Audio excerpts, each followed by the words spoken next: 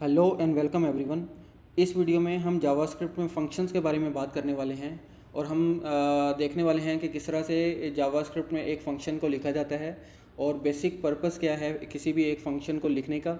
और हम देखने वाले हैं कि किस तरह से एक फ़ंक्शन जो है वो हमारे किसी भी एक स्पेसिफ़िक पीस ऑफ कोड को ऑर्गेनाइज़ करता है और हम उसको किस तरह से अपने प्रोग्राम में मल्टीपल टाइम जो है वो डिफरेंट वैल्यूज़ या पैरामीटर को पास करके यूज़ कर सकते हैं। अगर आप हमारे चैनल पे नए हैं तो आप हमारे चैनल को सब्सक्राइब कर लें ताकि आने वाली वीडियो आपको टाइमली मिल सकें।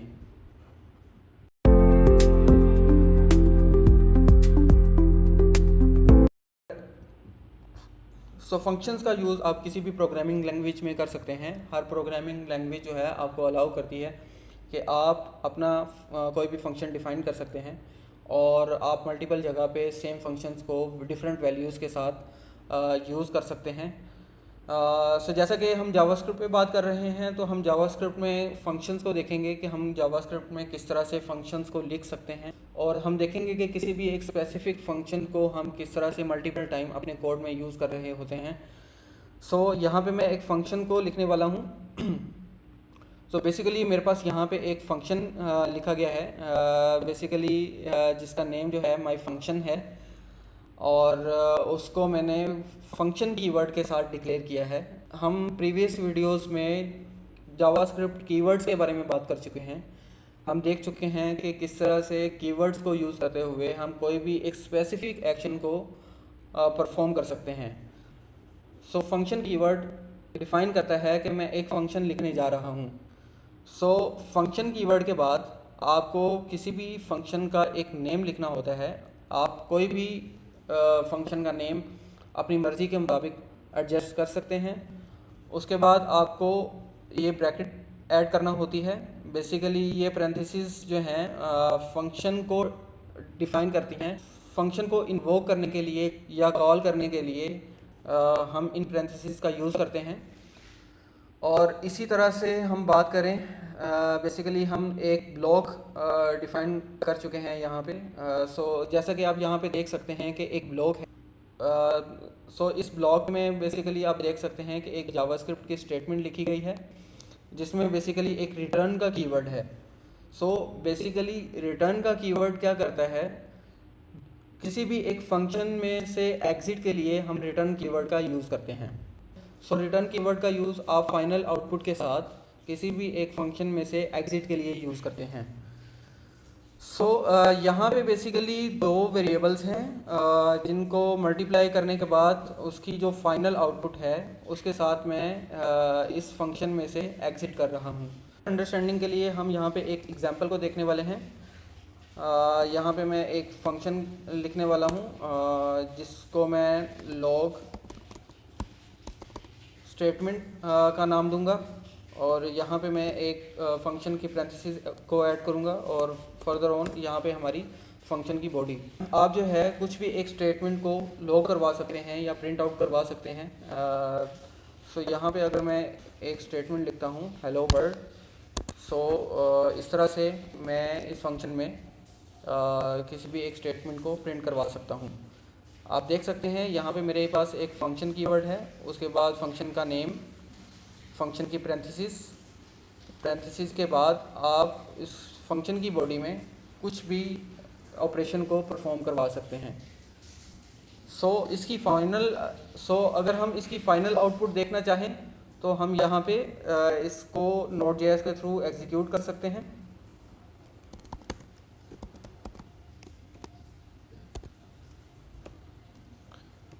अगर मैं यहाँ पे फाइनल आउटपुट के लिए कमांड रन करता हूँ तो जैसा कि आप देख सकते हैं यहाँ पे मेरे पास कुछ भी लॉग नहीं आया। जैसा कि आप यहाँ पे देख सकते हैं कि हमारे पास आउटपुट में कुछ भी लॉग नहीं हुआ। बेसिकली जब भी हम किसी फंक्शन को डिफ़ाइन करते हैं तो हमें उसकी फ़ाइनल आउटपुट के लिए उसको एग्जीक्यूट करना होता है। अगर मैं आपको यहाँ पे दिखा सकूँ जैसा कि मेरे पास ये फंक्शन है और इसको मैं अगर इसकी फ़ाइनल आउटपुट को देखना चाहूँ तो मुझे बेसिकली इस फंक्शन को कॉल करना होगा या इन्वोक भी बोल सकते हैं। हमें इस फंक्शन को, इस मेथड को इन्वोक करना होगा। फंक्शन को इन्वोक करने के लिए लॉग स्टेटमेंट, फंक्शन का नेम, और हमें इन पैरेंथेसिस को यूज़ करना होगा। सो अगर मैं इस फाइल को सेव करता हूँ, सेव करने के बाद मैं दोबारा से इस फाइल को एग्जीक्यूट करता हूँ, तो आप देख सकते हैं कि हमारे पास इसकी फ़ाइनल आउटपुट जो है वो लॉग हो चुकी है।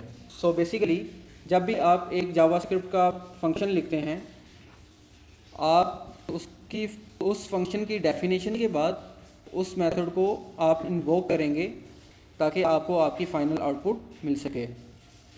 इसके लिए आप देख सकते हैं कि यहाँ पे मैंने एक मेथड लिखा है कि किसी भी एक स्टेटमेंट को लॉग करवा रहा है। बेसिकली यहाँ पे मैंने एक हेलो वर्ल्ड की स्टेटमेंट ऐड की है, और बेसिकली ये एक स्टैटिक स्टेटमेंट है जिसको लॉग करवा रहा है। सो इसको अगर आप चाहते हैं कि मल्टीपल टाइम आप स्टेटमेंट पास कर सकें और ये डिफरेंट स्टेटमेंट जो है वो हमारी कंसोल करवाए, सो उसके लिए हम पैरामीटर्स का यूज़ करते हैं। पैरामीटर में हम एक स्टेटमेंट को गेट करेंगे, और इस स्टेटमेंट को गेट करने के बाद हम इसको लॉग में पास कर देंगे। सो जैसा कि आप देख सकते हैं, हम इस मेथड के पैरामीटर में एक स्टेटमेंट को पास करेंगे और स्टेटमेंट को पास करने के बाद उसको लॉग करवा सकेंगे। सो जब भी आपको आप पैरामीटर किसी भी एक मेथड में पैरामीटर को पास करते हैं, तो आपको जब भी उस फंक्शन को कॉल करना होता है तो उसके पैरामीटर्स में आपको वो पैरामीटर पास करना होता है। सो लेट्स सपोज अगर मैं कोई भी एक स्टेटमेंट जो है यहाँ पे लिखता हूँ, तो ये फंक्शन रिस्पॉन्सिबल होगा कि उस स्टेटमेंट को प्रिंट आउट करवा सके या उसकी आउटपुट जो है हमें दे सके। यहाँ पे मैं कुछ भी स्टेटमेंट लिखता हूँ,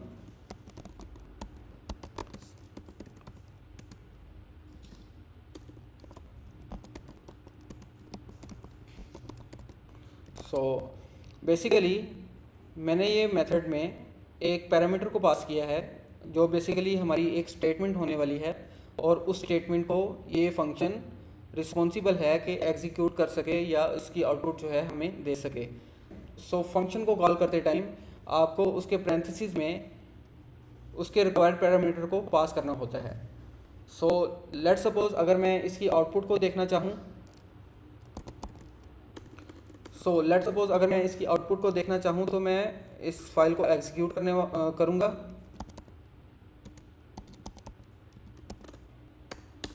सो जैसा कि आप देख सकते हैं, जो स्टेटमेंट हमने फंक्शन को कॉल करते टाइम पास की थी वो उस फंक्शन ने हमें लॉग करवा दी है।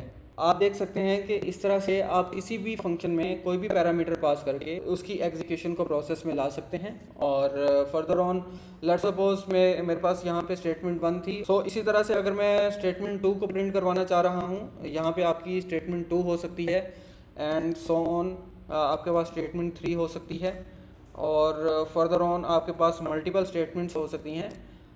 ये हमारी स्टेटमेंट लेट्स सपोज 1 है, और यहाँ पे हमारे पास 2 और फर्दर ऑन 3, और ये हमारी स्टेटमेंट 4 है। तो हम यहाँ पे देख सकते हैं कि एक सिंगल फंक्शन को हम मल्टीपल टाइम कॉल कर सकते हैं, और कॉल करके हम अपनी रिक्वायर्ड स्ट्रिंग को पास कर सकते हैं। कोई भी एक मैसेज हो सकता है जो कि हम प्रिंट आउट करवाना चाह रहे हैं, सो हम उसको उसके पैरामीटर्स में पास करेंगे, और पास करने के बाद हम देखेंगे कि हम इसकी आउटपुट को किस तरह से गेट कर सकते हैं। सो अगर मैं इस फाइल को एग्जीक्यूट करना चाहूँ तो मैं कुछ इस तरह से देख सकता हूँ।